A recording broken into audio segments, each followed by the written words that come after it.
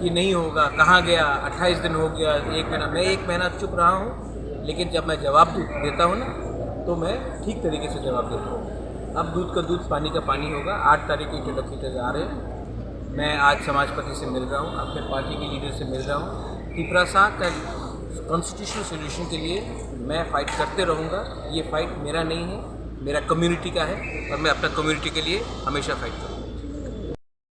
मैंने बात किया है, और मणिपुर में जितने भी हमारे इंडिजिनस लोग हैं, टर्की लोग हैं, स्टूडेंट्स हैं, मैंने कहा है कि उनका अगर उनको वापस आना है तो मैं उनका पूरा प्लेन का टिकट का पैसा मैं देने के लिए तैयार हूँ। ख़राब समय में अपने लोगों के साथ खड़ा रहना चाहिए।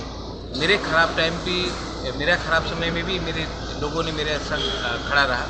तो आज अगर उनके लिए वहाँ में मणिपुर में जो सिचुएशन है अच्छा नहीं है, तो मैं उनके लिए आने के लिए पूरा प्लेन का बंदोबस्त करने की कोशिश करूँगा 100%।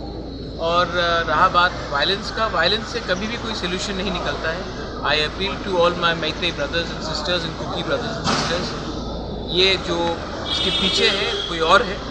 आप लोग सामने एक संग मिलकर ठंडा शांति रखकर एक दूसरे से बात कीजिए। वायलेंस से किसी को कुछ नहीं मिलेगा, नुकसान होगा, और ये नुकसान का फ़ायदा कोई और उठाएगा। मणिपुर का सीएम का साथ बातचीत हुआ क्या? मैं मणिपुर के सीएम को जानता नहीं हूँ, मैं उनसे क्यों बात करूँगा।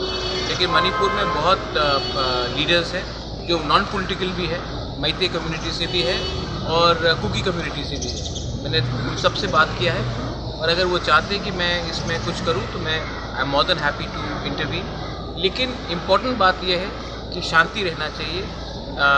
किसी का घर, किसी का चर्च, किसी का मंदिर को नहीं जलाना चाहिए।